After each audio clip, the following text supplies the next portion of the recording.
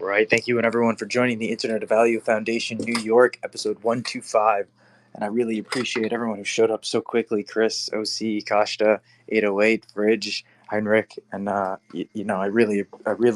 love the information and the individuals you guys come in here and the things that we talk about and the distribution of this information we're able to achieve on this platform. So I really appreciate it. And I look forward to the space today. If you guys want to keep that conversation that was going in vet space. I have no issue with it. Chris, Kostra, I know you were trying to come up 808. If you guys want to talk about it for a little bit, and then while you do that, I'll grab some content in relation to the topics above, and I'm going to speak on it in a little bit. But yeah, we got plenty of time in the space, so feel free to come up and talk about whatever you would like.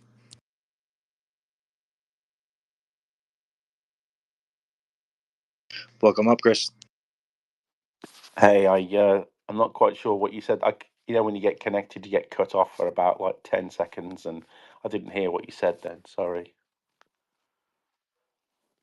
Well, I mean, we can keep the conversation going from the topic of vet space if you'd like to for however period of time. And I have some stuff that I'd like to touch on. I'm going to go get some content of some videos and post them up top.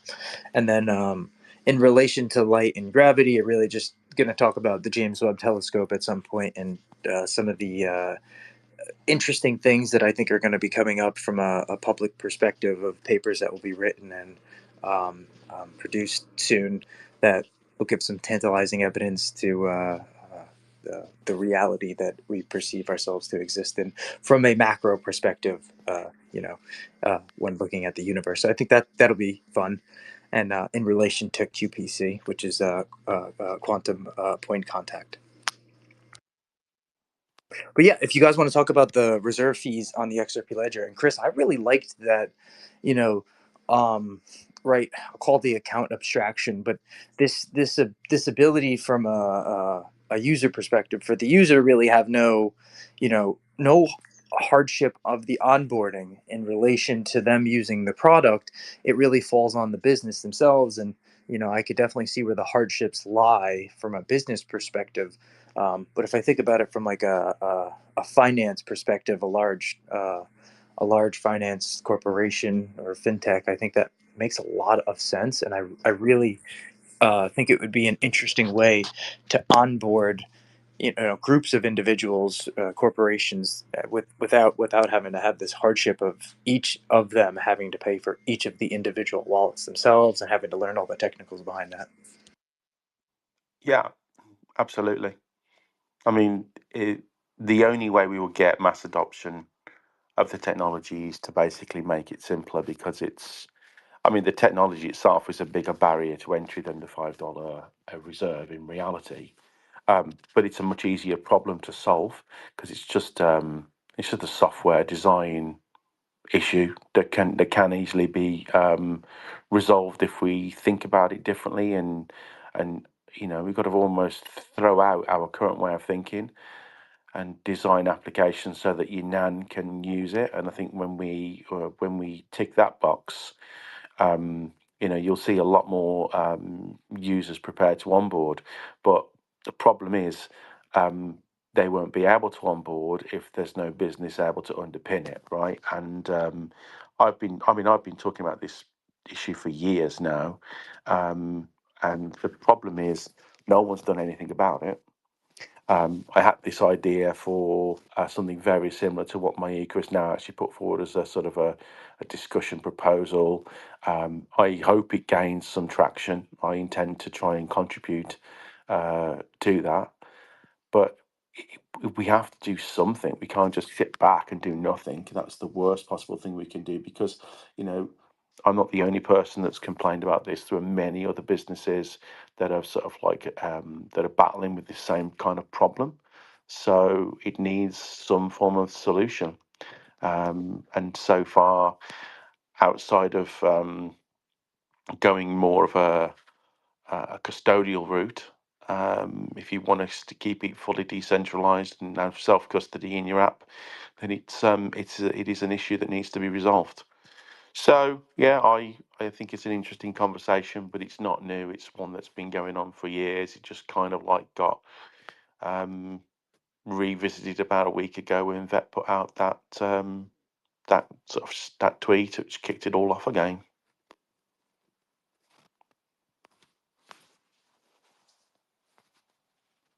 Yeah, it's definitely has been a topic that's been spoken about on and off for a significant period of time. Although I do like the approaches though, right? Because before when it was always spoken about, it was like, okay, do we just raise it or do we lower it? You know, but you have different concepts that are kind of coming into play, right? That like how you had brought up. It's not a direct just lower or raise, and I think there could also be um, interesting thoughts in a couple other ways that could be implemented. But it's different approaches. That's something that we didn't really have beforehand. I really like that. Well, that is kind of the main point I was making on the response I gave to that on his tweet was the solution is not to lower it. The solution is not to leave it as it is or even increase it. Reserves are there for a very important reason. They were designed to be there for a reason, and that reason's still valid. However, an indirect consequence of the need for them, because of it being in the structure of the account-based system being what it is a barrier to entry. And if maybe that wasn't something that was considered to be an issue when David conceived the architecture of the system. Maybe Ripple weren't really worried about having to have some XRP to activate the accounts at the time, and it's just something that's become more prevalent now. There are new companies trying to come in and build on the tech, and it's just become an issue. But the answer to this solution is not going to be messing with the fees. The answer is going to be finding an innovative way around them, because you can't get rid of them. But I believe there are ways in which you can mitigate against it. So it's not such a big, significant problem for business to actually onboard new users. Yeah, I love it. And 808, man, you had your hand up. If you want to jump in, please feel free to.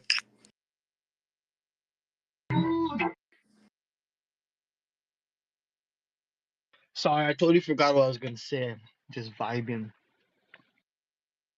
Yeah, so I think one way that would be really interesting of solving that reserve issue is if a new amendment was brought up, which would allow the full history nodes to actually sponsor account creations and they get paid somehow at the end of the cycle or um, um, so they would actually get some kind of interest in that sponsorship that they're doing. um, but other than that, I do not know Oh much yeah, more the right. man came up himself, but I was gonna point out two things that Vet brought up that's very important that people needs to realize as well is if you're gonna hire the reserves, which is to me ridiculous, which shouldn't even be a talking point, like it's not the same as when you lower it. Unlocking liquidity to locking liquidity. That is yeah, that is like such a different ecosystem, such a different thing that would affect and how you get it about. But even with reserves, like understandable Ethereum network, you don't have that account creation reserve, but the fees on it rivals that of the reserve required fee on the network. And we do have historical data that does show what happens when reserves are lowered, which they have been lowered. Just studies hasn't been there to formulate and to really look in depth to how what it affected. And we can go for sure say it did not affect the adoption of, because the adoption still grew. And we have facts on that with people coming in, building the NFT networks and creating marketplaces. So, there is so much dynamics, but I do agree with a lot of bunch of things, even with optimizing of the network, which needs to be done. Even Vet pointed out how much data it is for something the XRP ledger does not even do compared to other networks, and that's something that really needs to be done. Optimizing the network thus would then release a lot and allow more people to participate at levels as they weren't able to. There is so much dynamics and solutions that need to come into play to allow these things to happen, and it does, need to come at with it with a multifaceted approach, which we have information from other elsewhere that can help, but still be different because the underlying network is a whole lot different.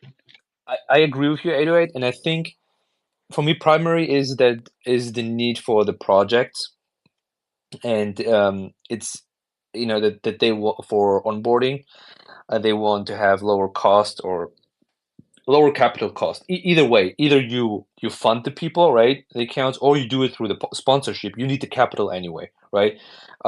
So you need the capital, and having lower capital or lower entry to fund or put aside, even through sponsorship or whatever, to onboard people is positive, right? That's objectively positive.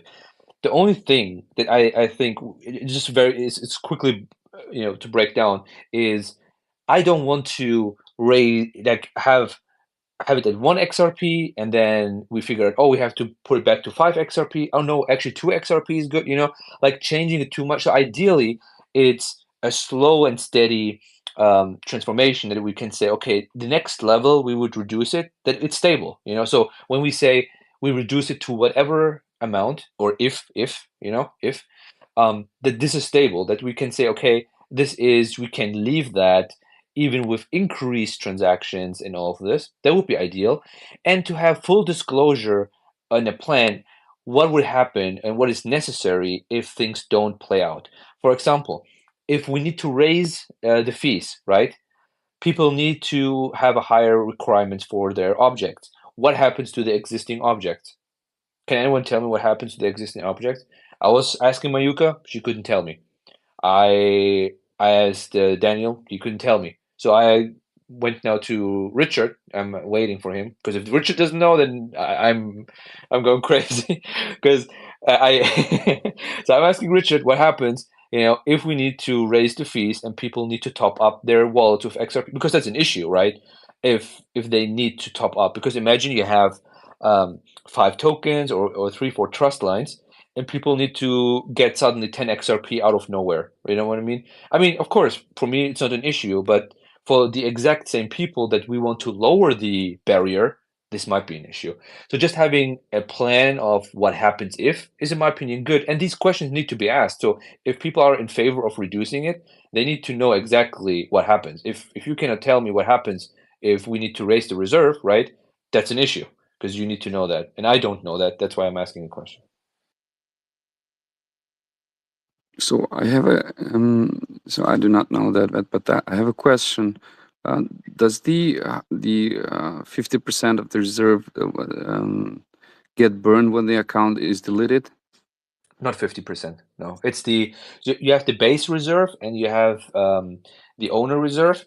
What is being burned is the owner reserve. In that case, 2 XRP, and you get 8 XRP back, if I'm correct. Yeah.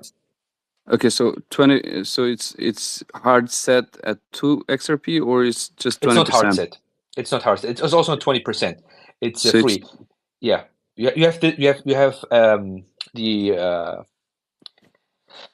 the base reserve, which is the activation for the account, and you have the owner reserve, which is per ledger object. The account is also a ledger object, and they Okay. are independently. So currently it's 10-2, but it could be 10-10. It could be even 10-10. Okay, you cannot. I think you cannot delete an account without removing all the trust lines. Correct. So You need to remove all the objects. Yeah. yeah, but so again, I'm talking about the 10 XRP. When that account gets deleted, I think you get back only 50% of that. You get Not 2 50. back. You get 2 So- XRP back. I'll get 2 XRP back and 8 is burned, right? Yeah, what you do is you call the account delete function, and you provide an R address, where Yes. any balance after the delete has taken place gets sent. There are scenarios where it can potentially fail, and you could end up getting, because you'll get charged the 2 XRP delete fee, because it's a fee that gets charged. So when you delete the account, you get charged a fee for deleting, and if you don't meet the criteria for delete, you can potentially still get charged the fee. So the way it works is you provide an R address, and after the account gets deleted, any remaining balance on that account is sent to the R address that you provided. That's how you Okay. get the XRP back. Okay. So again, I did not understand. So you pay the two XRP fee, and what do you get back out of that 10? You get the 8 back? You'd get 8 from, if you had, yeah, because technically you could move everything up to the 10 out of your account. You delete the account, and But wait, you said 2. You get 2 back and 8 you get get burned. you get 2 back, yeah, because Oh yeah. you have 100 XRP in your account, 90 are available, you can send freely. You've got 10 that are essentially locked. Then Right. you run the delete transaction, 2 gets burned, the remaining 8 gets sent wherever you tell it to send it to. Okay, so it's not 8 burned, it's 2 burned. 2 Forget about the burned. balance on the account. The balance on the account can assume that it's 0. Let's just assume that it's only the reserved amount. So this reserved amount, when you delete the account,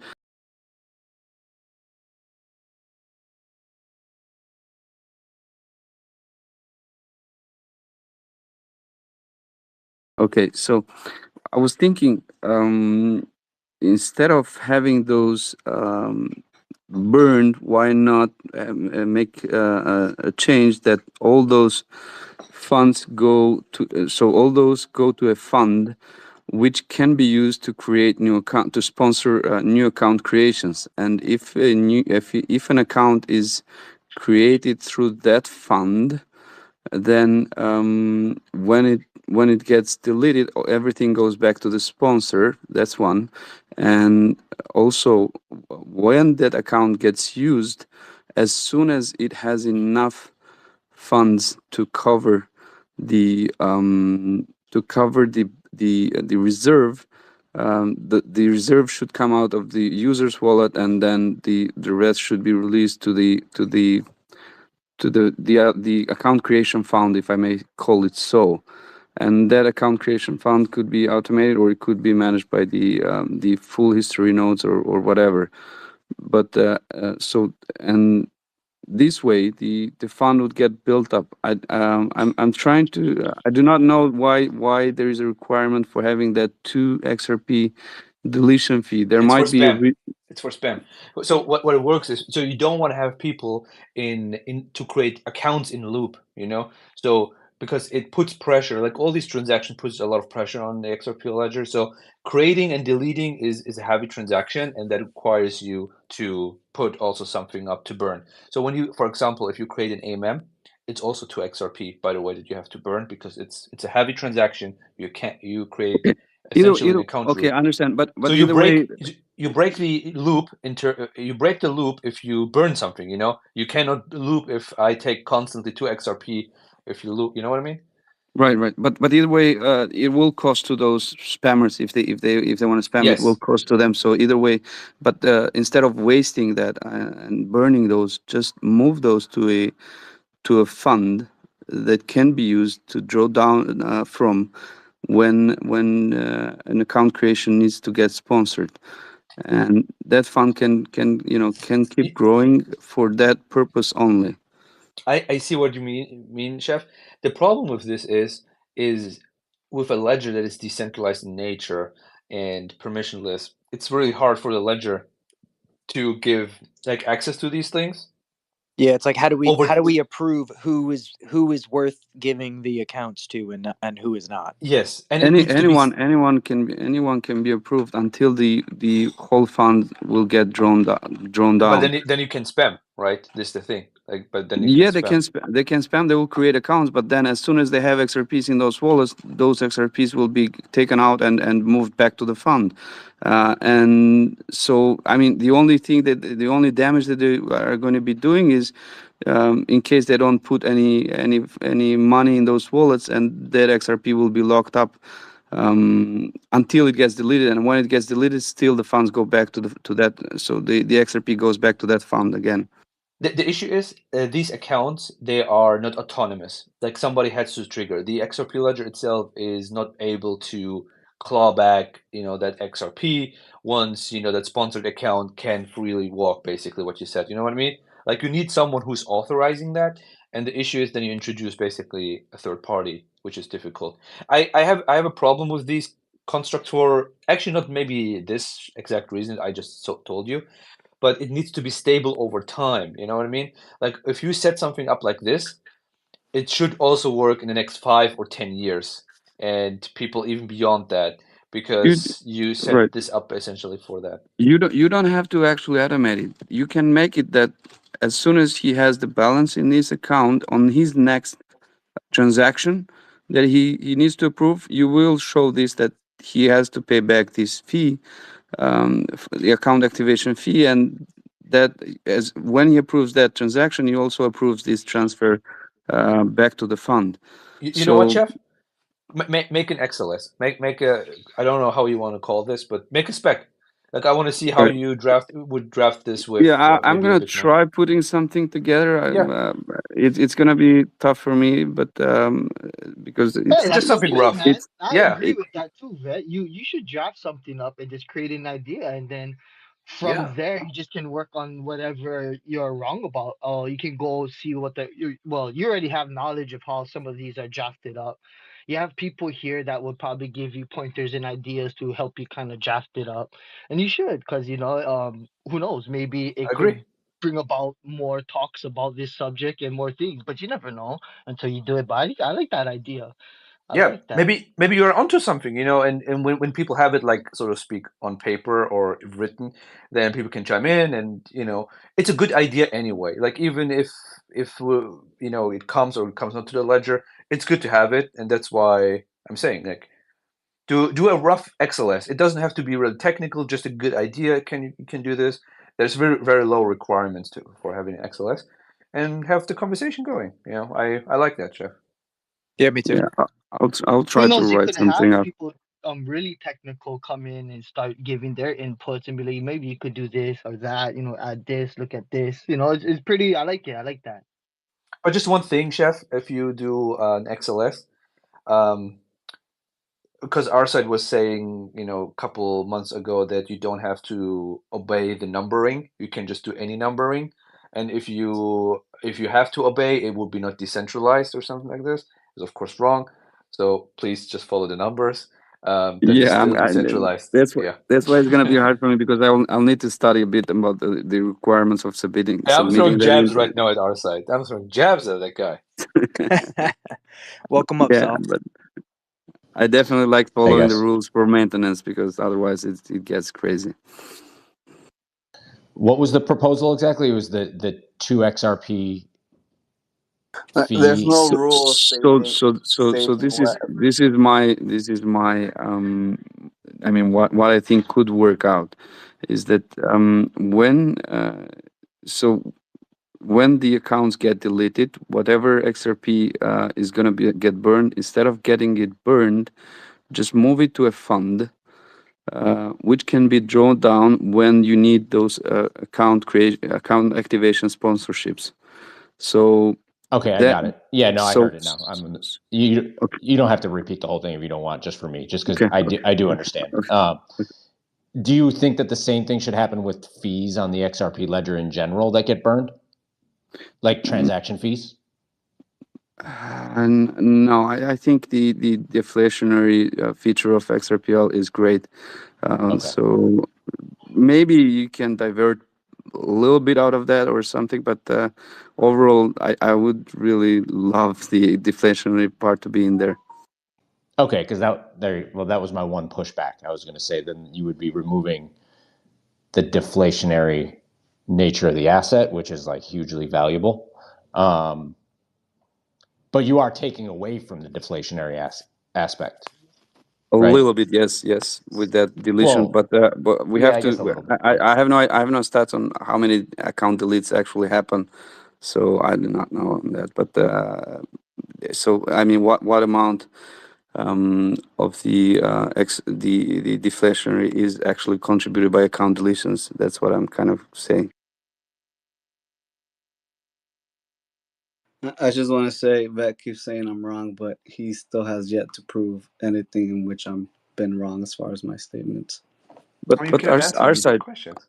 I have a question for you. Like, how far down do you believe that the fees, sorry, the reserves should be? How far? It's if you had to ask me, I think going to 5 would be a good start as far as the reserve going from 10 to 5. I agree When it actually with came you. to the reserves for trust lines, um, I thought it was fair what Daniel proposed when it came to the point two XRP, simply because it having 5 trust lines per XRP seems fair to me as a user. To some, it may feel like it's a bit low, but just thinking logically, I mean, having 5 trust lines per XRP, I mean, that's cool. That's a cool feature, right? It's not too low, it's not too much. So I would say 5 XRP to start out with for the reserve, and then point two I think was a Well, good trust line. Okay, that's the reason. So, okay, I understand your point, and probably what Daniel and you are suggesting could work. I ask you that because you said that we're trying to protect for something in the future, and that future could be 10 years out, but that future can also could be a few minutes out if some malicious party. I mean, in case you would suggest very very low fees, that's what I'm trying to say, Well, because if a malicious party really wanted to take down XRPL, they could just spend, like, I do not know how much we, it would we don't know require for that them to though. spend. So We so don't they, know that though. Like he, you he's don't we know right. we what don't, we don't know that somebody can take it down. they They can may take it have down. They caused can. fees to How go how up, many how but many Wait, how many nodes do you have that can keep up with the storage? I don't know. That's what we're trying to figure out, Yeah, right? this is And a sort good of what question. what Is it what I was infinite? saying Is it earlier. No, is it it's Go not. infinite? ahead, Vet. Go ahead, No, Vet. no, definitely not. But the what Arsenal is saying is right. Like, look, the thing is, the people who say, hey, it can be spammed, right, and be taken down if we do it at this point, like at this reserve, right? Let's say I say at 1.2, 1.1 XRP and point 0.2 for trust lines, the XRP ledger will be attacked or something. That is just an opinion. I have no evidence, zero evidence for that. But the opposite is also true. The people say, hey, if we reduce it to this amount, right, we're gonna get like this many users and all of this. It's also just opinion. There's no evidence backing this. And the point with that is that both sides, when they don't have evidence for that, is we should slowly approach that. So let's say if one party says let's put it to 1.02, I think a good middle ground is first to say let's approach that with slow steps, right? If we think about it, like let's talk about 5.1, for example. Okay, let's throw 5.1 in and discuss that. And if that is something that makes sense, I think this is a better middle ground than big steps, because big steps in an environment where you don't have evidence is just opinions, right? It's better to do small steps. This is all I'm saying. I'm not saying we should not But reduce it or whatever. I'm just saying slowly. to for me to really, I would really, my vote would be to completely remove the reserve. And to go back to your point, Chef, as far as like talking about the future, and my point was, why are we worried about a future when we don't know if the XRP ledger is going to exist in the short to medium term? And in order for it to exist, we need use cases and users on the network for it to work. So if, to me, the fact that people have to go through extra steps just to create a wallet and even fund it, just regardless of the amount, it could Erside, be Erside, point two, it could be point one. that's It a good doesn't matter. It's question. just extra steps that users don't want to take. Erside, that's a good question you ask, and the question I'm going to ask you back is, if you were a competitor of Ripple or XRPL or whatever, how much money would you be willing to spend to potentially damage them drastically, or even take them out of business? How much money would you be Greedy. willing to I, spend? I That's would. a great point, Chef, that you've just made. I'm going to jump in because I've got 1% on my battery and I'll be dropping off when it goes. Um, the quickest way to ensure the XRPL doesn't have a future is to just remove the account reserves. I would pretty much bet my house that if you did that, it would be gone within a matter of months, because as soon as somebody from one of the other major chains realizes some idiot's going to come in, they're going to spam the ledger, and before you know it, we'll have 150 terabytes, or we'll have fee escalation that just makes the ledger unusable. There's a number of scenarios I could think of whereby once you remove that reserve, you will just open the network up to attack. And whilst it can and would defend itself, because it's designed to do that, we've already seen what happens with just something that was even an attack with that inscription stuff, and he played havoc. And previous to that, we had the whole trust line thing, which also caused congestion in the network. When you remove the protection, or the main protection, which is account reserves, completely, you just open the network up to attack. It would almost certainly happen as soon as someone realized that it was possible. So I'm with It's there Vet. for a reason. You have, exactly, you cannot remove the account reserve. You can slowly pull it down, very carefully, methodically, but finding an alternative solution has to be the way forward. And the final point I want to make before my battery does die is that anybody that thinks that solving the problem of account reserves is the only issue we've got with onboarding people to the ledger is mistaken. This is not a magic bullet. Fixing this one issue is not going to suddenly solve the issue. There's a multitude of issues that need to be resolved. This is simply one of them. I value these kind of conversations. I hope that elements of these conversations and points people put forward eventually make their way to the ears of the people that can actually do something about this.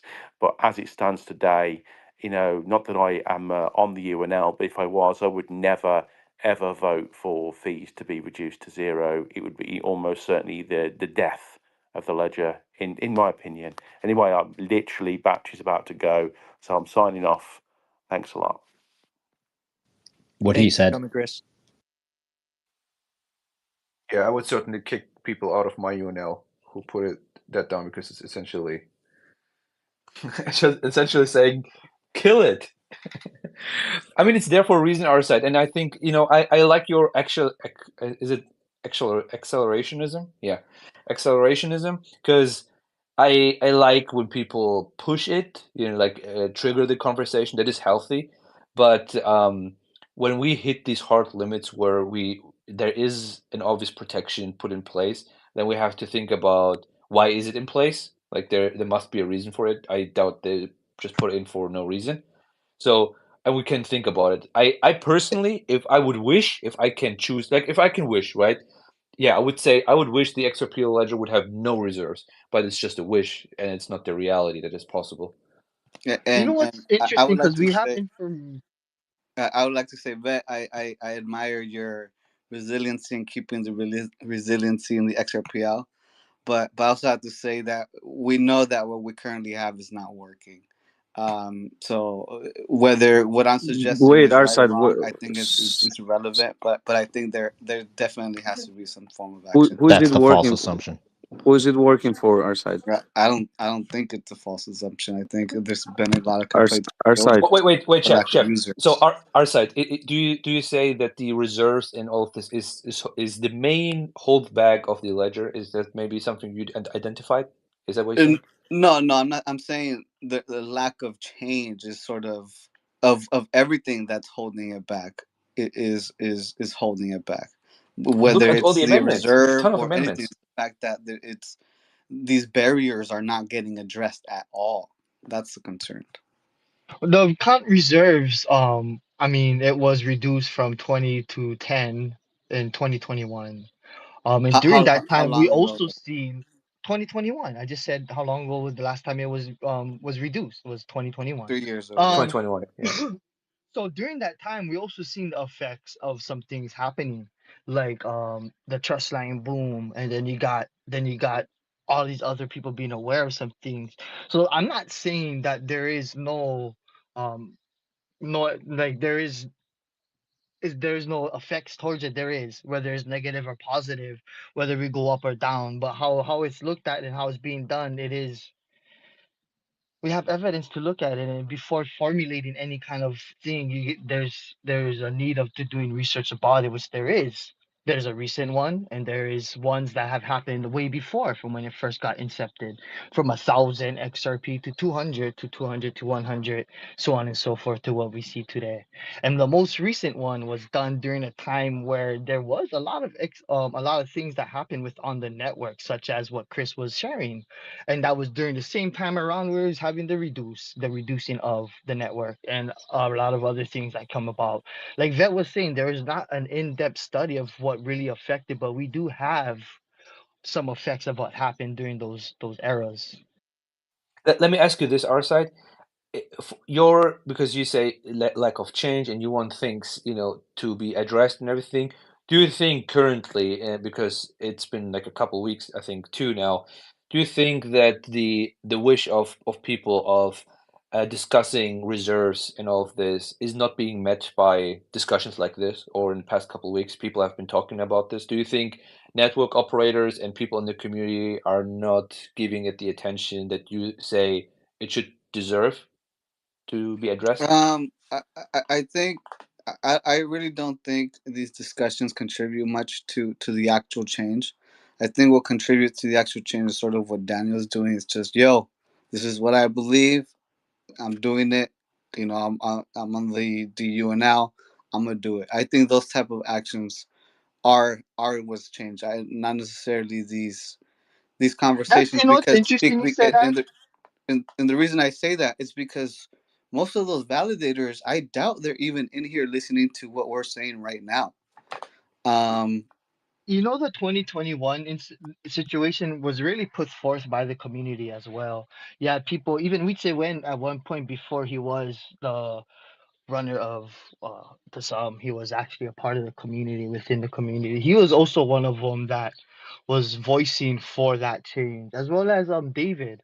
I remember him, Joe. He was really talking about, if certain things were to be taken into account, he will also be voting for lower of the reserves, which it happened.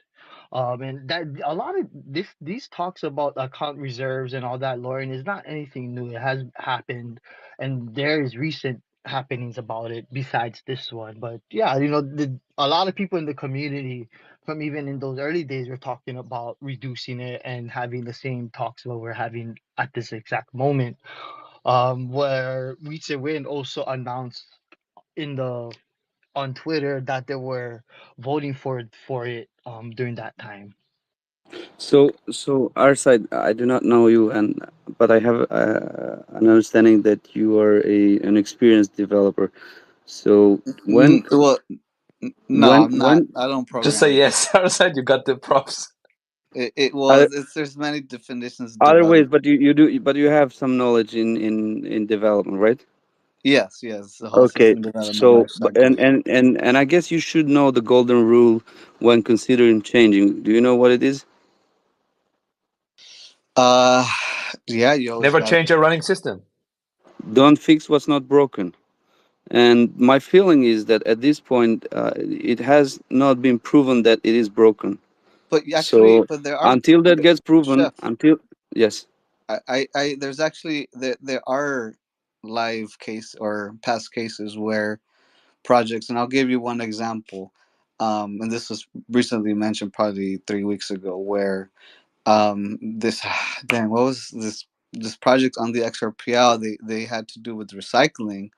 Um, they had to move away from XRPL and move their tokens. Now they're in two ecosystems now, but the point is, because of these barriers, they sort of had to switch over to XTC, and had the users go through that route versus the XRPL. So now, because of these barriers, this project owner or project business owner had to switch the technology that he had to use. Because of that, now the XRP ledger has less transactions. Right, Because it now right. has less But transactions. In but my but opinion, now it's less valuable. right, right. But there is also another rule that you can never have a one solution that can serve all use cases, because that way you will have a jack of all trades and master of none.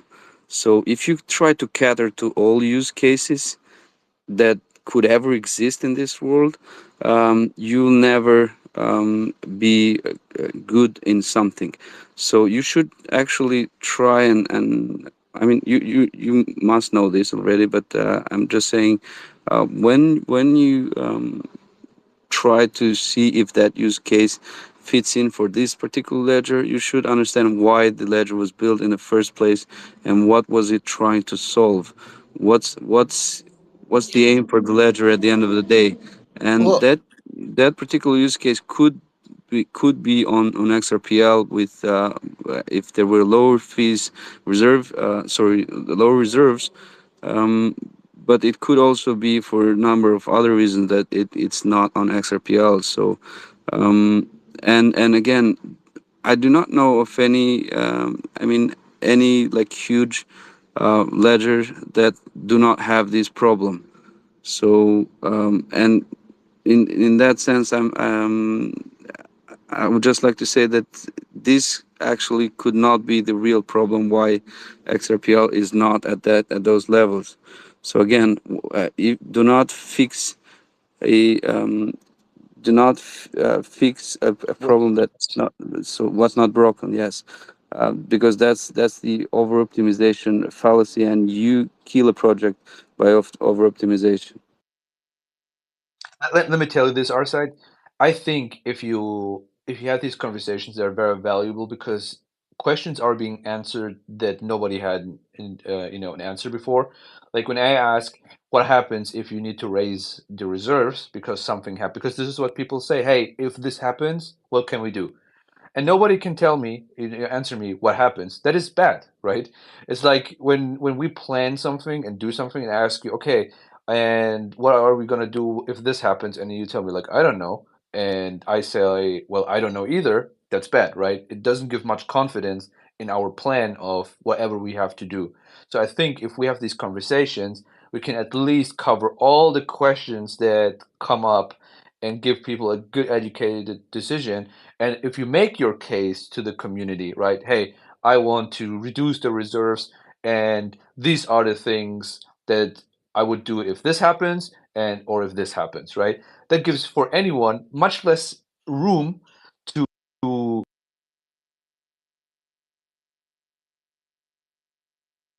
I think you're rugging oh, that, or it's me. Did you did you mute yourself there, Vet? You might have got a phone call. Yeah, I think it got disconnected. Yeah, so our side, I think that's, I mean, it's probably the point where everyone that has an issue with the reserve should get together and make this statement about what's broken, why is it broken, and bring about all the use cases that it, it's but not it's not helping solve, and but the bring it people who forward. we need to make the case to, they're not even here. Like for example, Vet brought Well, up the Arthur is here. Arthur should know others as well who might Vet. well, have if used you it. if you want to voice yourself in a place where all of these actors are going to be able to visually see you, it was something that Vet had mentioned before, that right chef should write up an SOS Excellent. proposal, and if you do the same thing and you post it on GitHub, which anybody can do, you're going to get that viewership, right? Maybe you get comments, maybe you need to post it around and ask people to go and write their opinion. But I mean, if you document it, if you give some But great that's information another and write up on platform. That's GitHub, not these spaces. That's something else. That's out of this well, this argument. it's in the scope of getting the change that you want to see done, and having those who are able to make those changes on their operating systems who exist on the XRP ledger, to be able to get some sort of knowledge of maybe that's what people want. No, I don't want to say that these spaces don't contribute, because I honestly do think they contribute, but not to the extent of these of causing change. And that brought up a good question, right? What could happen if that happens? As far as going back to a higher reserve, and he said, well, I'm asking this person, I'm asking that person, but to be realistic and to be frank, those may not be the right people to be asking. The people that we need to be asking are people who are extremely familiar with the code, and in my opinion, those people are not in these spaces. Also, people who are very familiar with the code, you cannot really drive business decisions to them. If you're talking to the coder, he is going to think like a coder. And those amendments are normally proposed by people who are running businesses, people who are creating consumer-facing apps and consumer-facing applications. And we have seen this multiple times. When you're talking to a coder, you will not get him on the same page that you are. He will still see the issue in the lines of code, and you will see an issue as someone who is generating the revenue, generating user inflow, and generating transactions. These are I very different agree. perspectives. I agree 100%, and that That's a happens all the problem, time. even out of it in But itself, where you are trying to communicate your perspective. That doesn't just because that person is a coder, he cannot understand what you're trying to get across. That's I, just I, that's just I demographically around as an individual. I agree with the statement that you said, Arthur. But the thing is, this is not a business use case question. This is a technical code application, software development question. If the account Oh reserve no, goes no, up? it's What it's it's happens? it's That's not a business use case. That's literally what's going to happen with the code.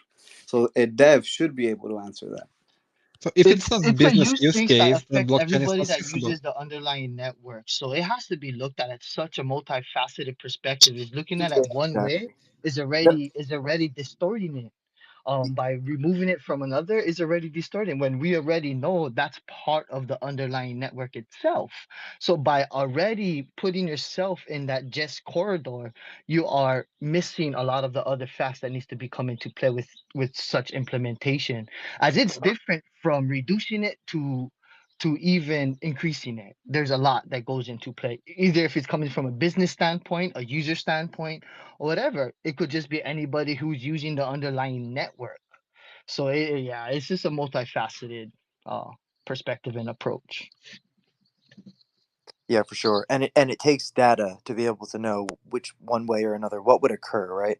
Now, vet's question was more so, if this happens and we have to do this, what happens, right? And so it was more quantized, where it was kind of localized to a singular issue that he was talking about. So maybe that could have answered by one individual, or at least a kind of a concept of what could possibly happen, which he didn't get an answer on. So that was what he was concerned about. But yeah, when it comes to knowing any of these changes, what would be the scaling issues and or possible outcomes from it, there has to be testing done for whatever it would be.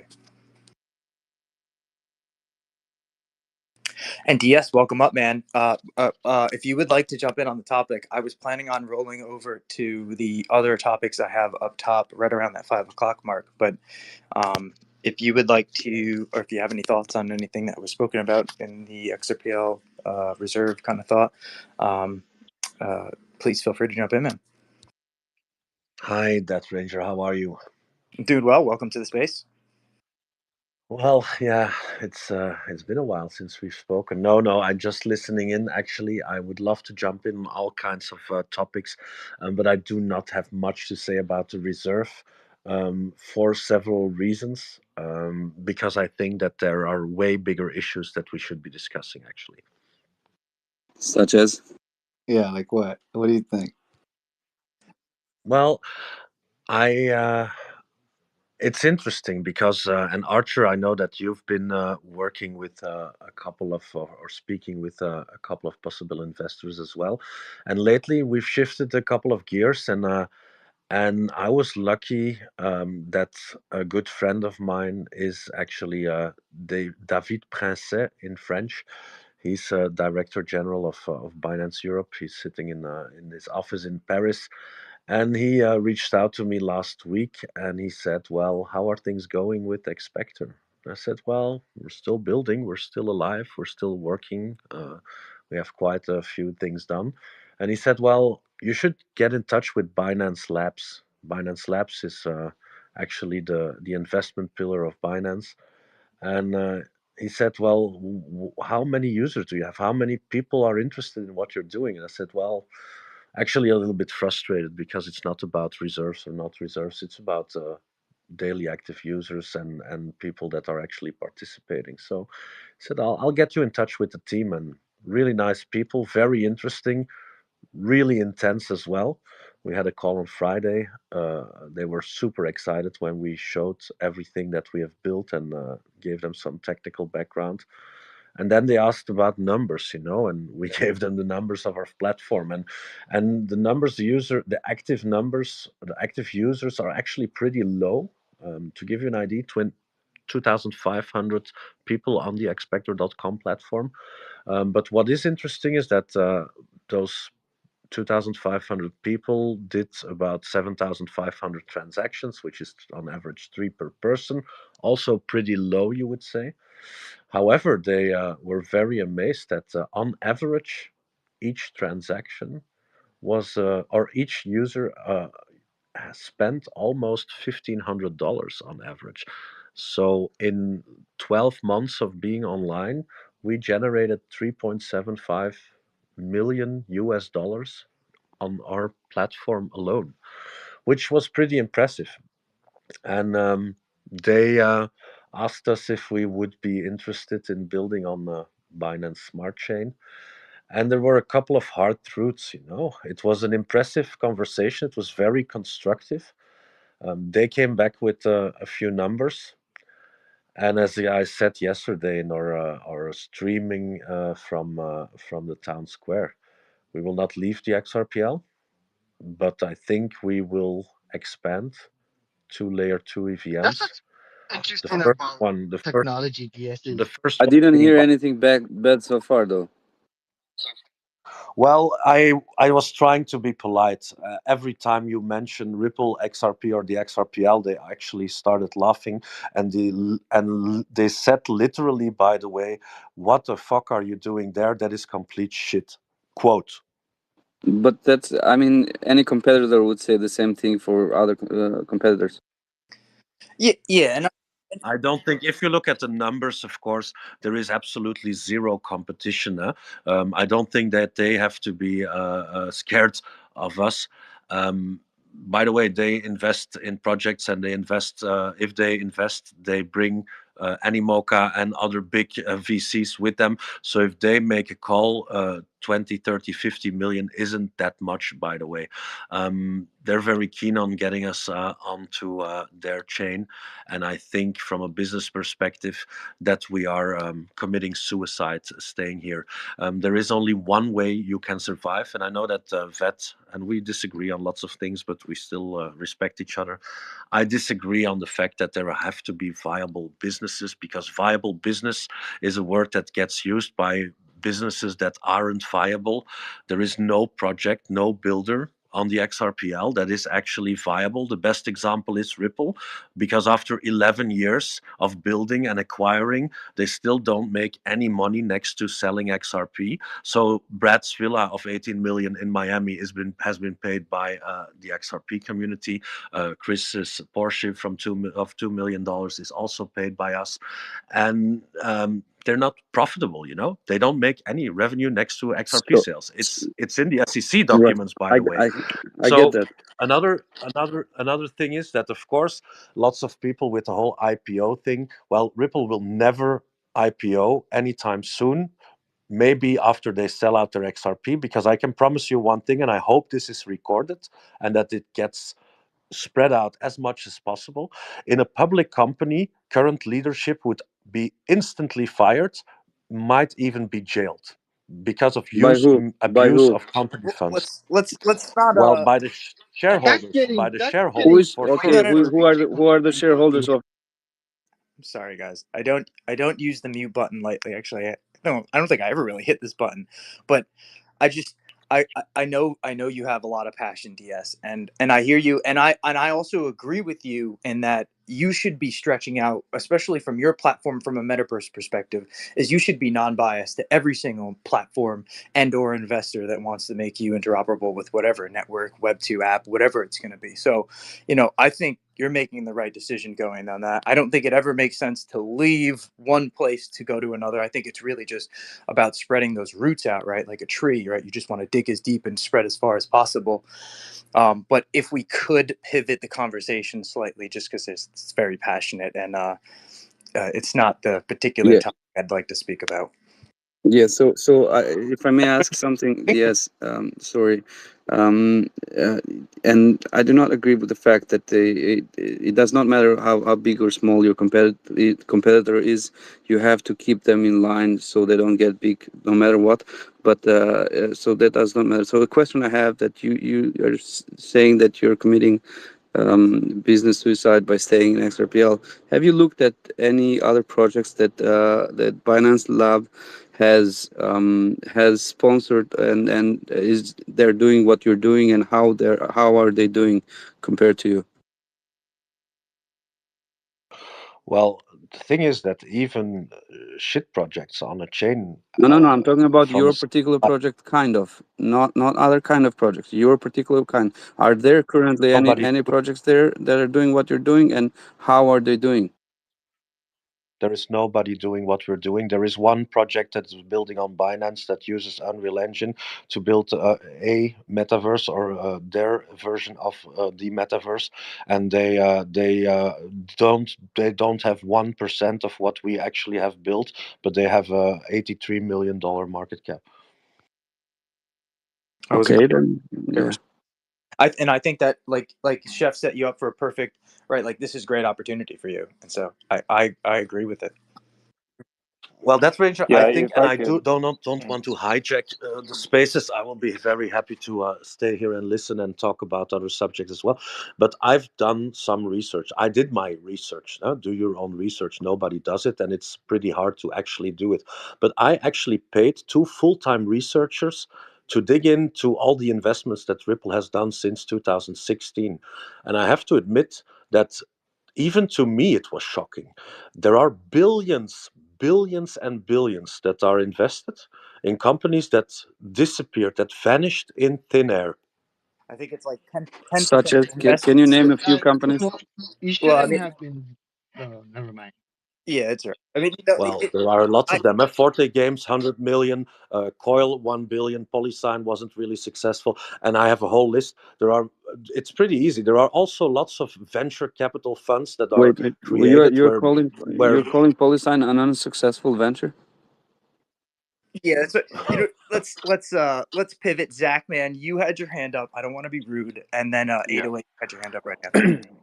Yeah, I want to tell Dirk that we did miss him in Vegas. Big miss. But he definitely should come next year because I had a good conversation with Brad Kimes about next year. He really wants to set up basically breakout sessions for every company building on the XRP ledger to come pitch to investors.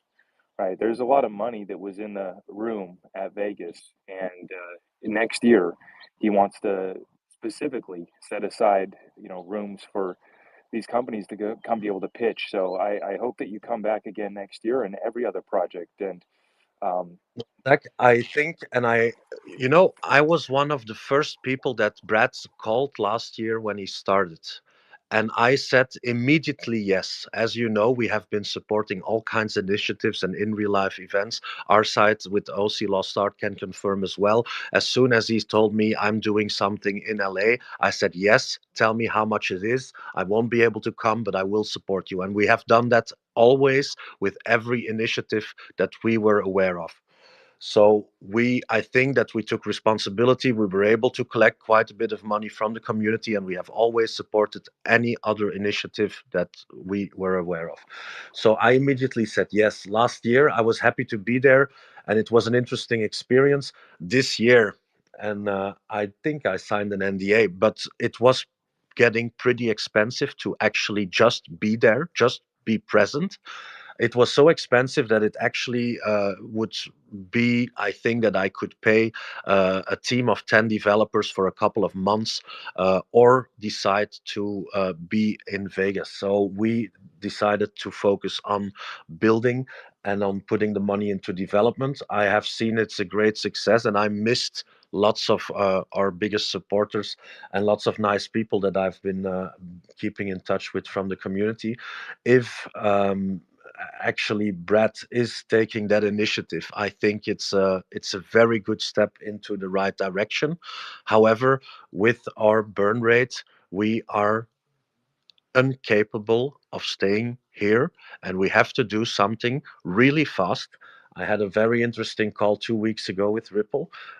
They promised to follow up. I sent them an email. I didn't get any reply. I sent an email back as a matter of urgency. I told them, well, we have to make some decisions because I'm not only responsible for 60 employees and their families, but also for 10,000 plus holders. And I need to do something. And every contact that I have with possible investors, they're all super excited until they hear the words XRP, XRPL, or Ripple. So either I close shop and I disappear and I become a martyr uh, that took everybody's money, like people will say, or we do something else, or Ripple calls me and gives me a couple of million so I can keep on working, like they have done with Wietse, like they have done with Arthur, like they definitely do with XRP Cafe in some form, or not. And Okay, then it that's will fine. be the communities or Ripple's loss.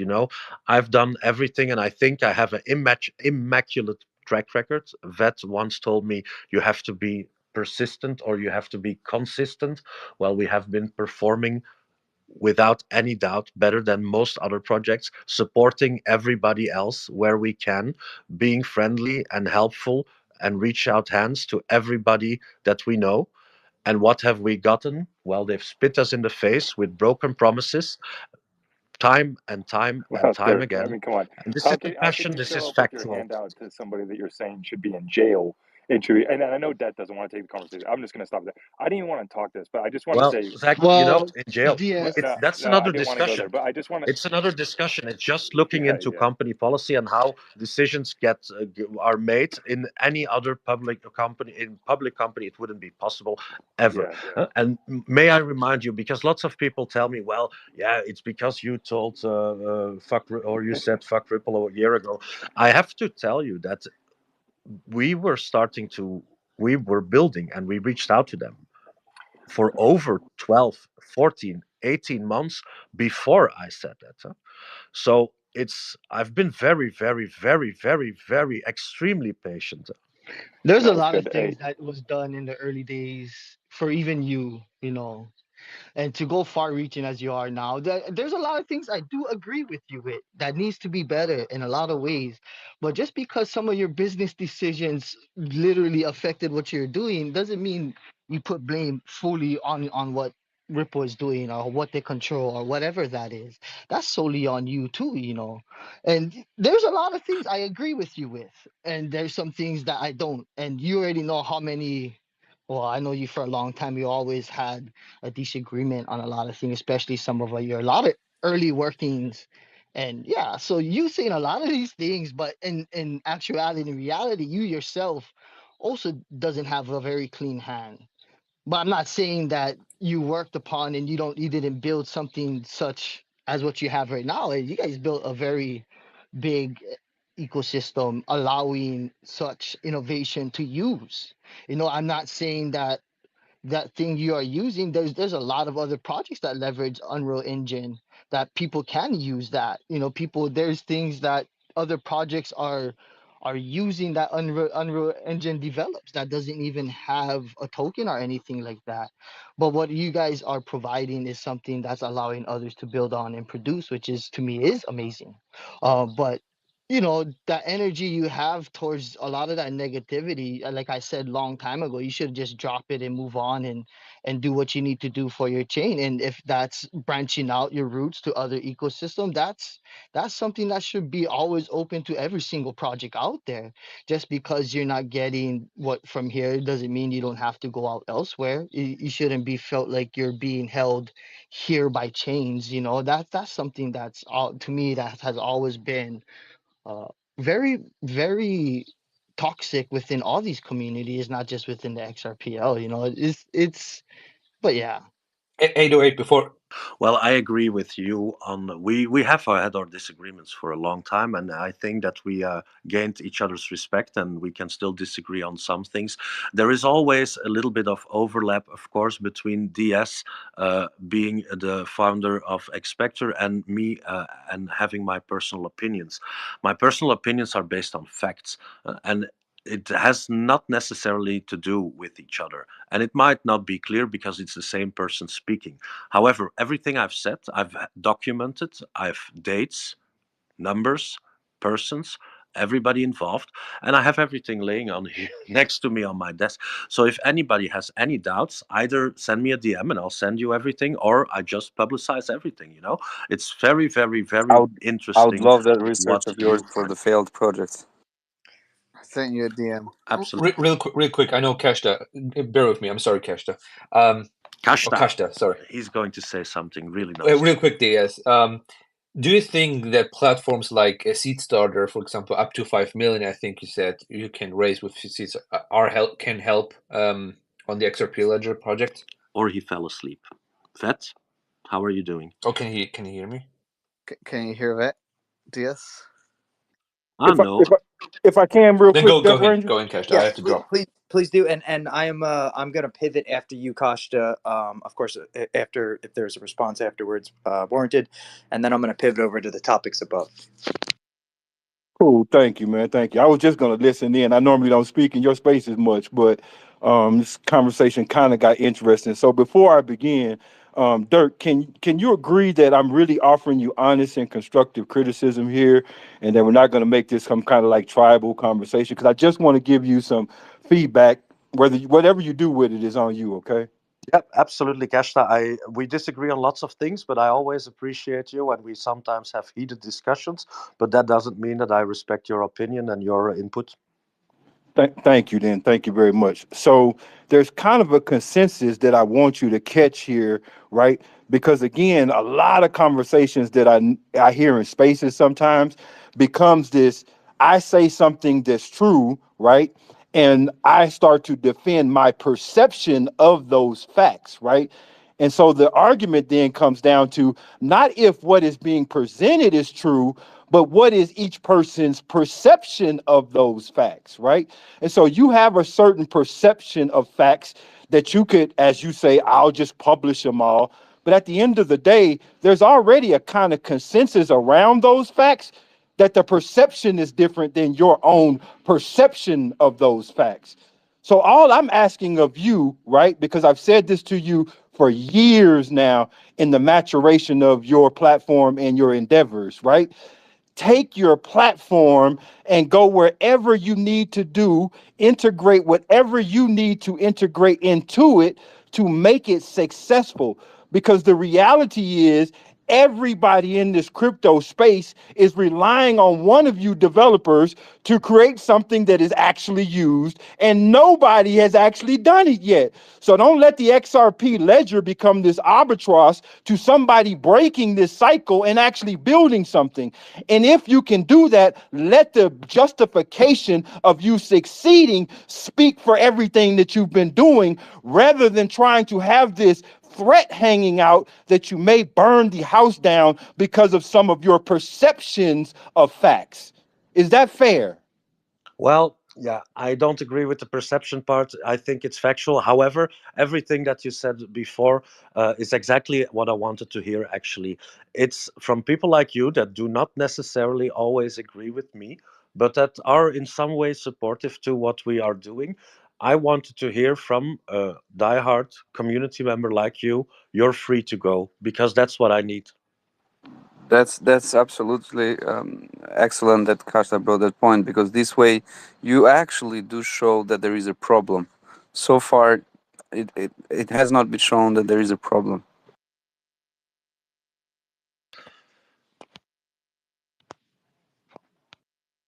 Yeah, Kashta, you got me speechless because it's an emotional thing for me as well. You know, I'm passionate and I love this community, and it's hard to take those decisions. But as a as a leader of a business, there are there comes a point where you have to make some. Dirk, I'm 100% with you. I'm running and trying to grow a business myself right now, so I understand the passion that it takes in order to even set out to do it, right? So I'm trying to give you the cover that I think that there's a consensus from this community that we're not so tribal about this XRP ledger, that we cannot support you in making the decision that you need to make to succeed. And I hope that that message is really what you hear, because that's what I'm really trying to say. So you have all the cover you need. Please succeed. Well, it's interesting because I had a discussion with our biggest holders. One of them is Yassin Mubarak. Some of you know him. He's from Houston. He runs his own venture capital fund, a smaller venture capital fund. He didn't invest as a VC capitalist, but as an individual. He holds a lot of our assets, and he was one of the first people that I called, because I want everybody's opinion, of course, but you have to be a little bit selective. It's hard to get into a discussion with 10,000 people. So there were a few people that I reached out to initially to ask them their opinion, and they said exactly the same. They said, we actually don't even care if it would cause the token to go up or down, or to lose value on whatever we have spent. We believe in you, we believe in the team, and we want you to succeed, and we will publicly back you in any decision that you make. That's awesome to hear. Zach, man, go ahead, pivot, and then I am for sure pivoting to the topics above. That's what. Forget it. No, I'm pivoting. I'm pivoting right now. I am, because I had a question about the reserve issue. My understanding, I mentioned this to Brett last week, is the new amendment, I forget which one it is, would allow token issuers, exchange, somebody else to cover the fees. Can you guys update me on that? Yes. The pros and the cons versus doing it that way versus structurally changing the reserves. Yeah, the pros for real quick for the pros for the sponsor is that you as a sponsor, if you sit on let's say 1,000 XRP, and you sponsor other accounts, you have an outlook of getting that back. You are not gifting that for free, because currently it's like if I want to onboard, let's say, 10 people, I need to send them XRP with no outlook of getting that back, because if they delete their account, whatever, they get the XRP, not me. If I sponsor that, I can get it back when they delete their account or whatever they do. Okay, so this is a one difference, and this is the pro. The downside of that is, of course, that people need to have those funds available, right? If you want to onboard, let's say, 10,000 people, you need 10,000 times the reserves. Let's say it's 5 XRP. You need 5,000, 50,000 XRP. That's a lot of money. Not many people have that, just to onboard people, just as a side. So this is the negative, but not negative. This is something that it cannot cover. That's the only thing.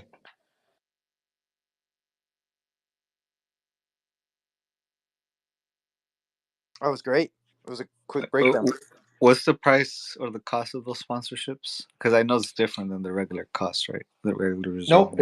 No, it's normal. It's just a normal reserve. So let's say I have 100 XRP, then I can go and activate other people's accounts through that sponsorship amendment, or I can sponsor their transaction fees or the NFTs that they have. You need 2 XRP per 32. So I can sponsor that, and I can get that spec if if they, for example, delete their account or whatever, I can take the sponsorship away. Yeah. But I have a question actually for for Dirk. So Dirk, do you think, because this was something I wanted to ask you, but you couldn't hear me, so I had to drop and catch that one ahead. Do you think that projects like Seed Starter, up to 5 million, you said you can raise, is this something that can help or is that not enough in your opinion? Like ways like this. Well, I think it's more than enough for most projects, definitely as a first investment round. So I think that, but there are some limitations. So up to 5 million possible. From everything above 1.235 million, it gets a little bit more complicated from a legal perspective. You definitely need to be incorporated in the United States. So there are a couple of limitations. I know that Jesse's working on expansion. Definitely with MiCA regulations coming up, he will move his system to Europe as well. However, the thing is, I've been patient and too patient, and maybe I waited too long. And that's also because of emotional reasons. I'm very deeply rooted in this community, and it hurts, it hurts to have to say goodbye. But there are just economic realities, and that's it. I had calls with lots of people. I think that there will be, well, there are not many of any significance that will cause ripples, if I may use the word. And I don't think that we are that important for the ecosystem. However, we have been very vocal. We have been very present. Yeah, I don't know. I talk daily with Ritza. I talk daily with Daniel. I talk daily with lots of other people. My What I would have hoped in the past year is that, and things change for the better regarding the grants. I congratulate you with Ripple X as well with making the program better. And then there's also politics. I when I graduated from law school, I worked at the European Parliament for a member of parliament, a former Belgian minister of education. He became my substitute father because my father died when I was 16, and I was born to become a politician. I was actually supposed to be the youngest Belgian guy in parliament somewhere in the early 2000s. And then the guy that I worked for, he committed suicide. He committed suicide because he left the party where he worked for. He started his own movement, and his former friends turned against him. And at that stage, I stopped being involved in politics. I didn't even go to vote anymore, even though it's obliged in Belgium, because I was so shocked of everything that happened. So I always said, I don't want to have anything to do with politics. Well, now I find myself back in a position where I'm dealing with politics. And you can say, well, in life, you are always dealing with politics.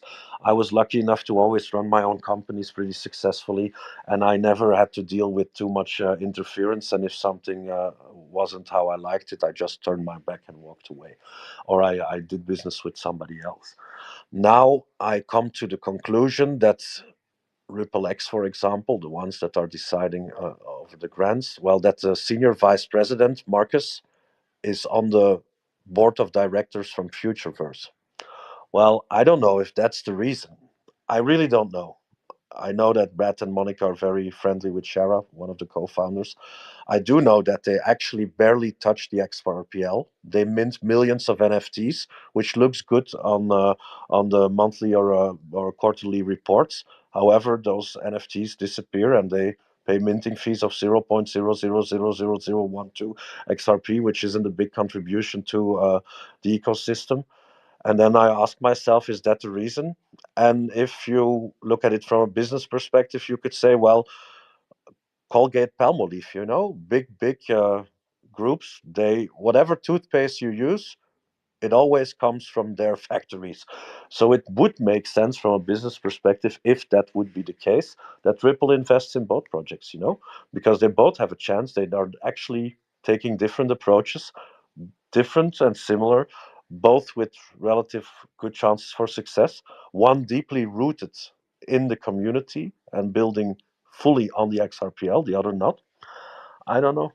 I don't know, but I'm done with politics. I'm not doing it. Dirk, so when you give your take on certain things, what I like, you are honest about it. So I don't want to derail too much, but you have because for me this is interesting, and I never asked you what the reasons are personally, honestly, but I would love actually to know regarding it's something expector related. So it's with the token. So because you multiple times when we talked about something like this, you said, well, like kind of under your breath, good that you guys did not issue all of this. Can you just for all of us also in the community, because for someone who went through all of this, what are the downsides that you are seeing with having a token? Is that anything for projects, entrepreneurs, something to keep in mind? Is it an issue, obstacle? Like, I would love to hear your thoughts. Hold on, Bet. Before he answers that, can we just clarify one thing? Is I don't want the community to get the wrong impression off of something that Dirk just said, right? So everybody here knows he's kind of like a project platform developer and very competent. So they might have took his word on that. But you did omit the fact that the Root Network has about 2.3 million XRP that are locked as a result of this cross-platform mechanism as well. You kind of reduced it to just the fees for burning the NFTs, right? So there is a little more there that could potentially scale along with whatever adoption scalability they have as a platform. So I just wanted you to acknowledge that for some reason you did leave that out, and I don't want people to not miss I that. just leave that out. Well, let me be very clear on that. The XRP they use is XRP they have gotten for free from Ripple, and I don't know. There were quite a few problems with the bridge initially. I don't see the huge Still, by the way. benefit. There. Well, okay. Well, I'm glad. I'm glad you noticed it. I don't know, Kashta. We can discuss. We can disagree about it. I'm done arguing with it.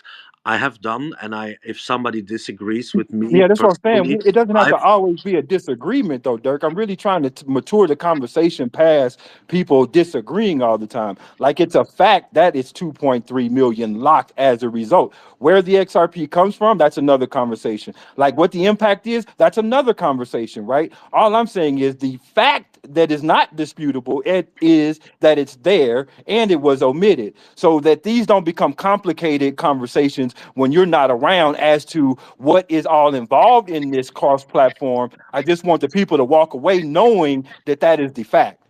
That's well, all. Kashta, Period. that is the fact. I agree. Correct. I loved this space. I mean, there was so much passion, and I'm sorry for anybody who joined thinking I was going to be speaking about quantum point contact and gravity and physics today. I That is still gone. really enjoyed this though, and Bro, you the know passion was the fire. I could passion light was a fire, man. barbecue. I felt it. I felt the heat, but I also really enjoyed how cool it stayed while it was heated up. Right, we had great conversation. And I think the Hot information, like fire, cool like right. water. And I will because I'm gonna close up the space. It's past the 5:30 mark. But I'm gonna keep these topics relative to tomorrow. I'll kind of keep everything going with the physics and gravity and talk about quantum point contact and relation to dark matter and dark energy, which is cool. Papers that are going to be coming out that from studies that were done recently with the James Webb Telescope in the next couple of weeks. So that'll be really cool in relation to that. But really, I thank you, Dirk, man. I really thank you for coming up today. Vet for co-hosting with me, Costa, Chef, Zach, OC, 808, as always, Artur. You guys really made the space excellent today, and you kept the conversation level-headed there. And Dirk, I saw you unmute, so if you wanna take us out, man, please go ahead. Well, I'm grateful that you host these spaces, and I'm very grateful that we can have respectful discussions. And no, again, even if we disagree, you guys grew on me in the past 2-3 years. And Bro, yeah, I'm expecting a if dinner and a movie we have to now. make some After we decisions, I talk will like miss that, you. I want a dinner and a movie now, bro. Nah, I'm just playing. Yeah, I love you guys. I really appreciate everyone for coming today. And it might not always be XRPL topics, but if anybody wants to ever come in and turn it into an XRP ledger space, I mean, this is what it's all about. So I love you guys. I hope everyone has a great rest of the night, and we will see everyone back tomorrow, 4 p.m. Eastern Standard Time. Bye, everyone.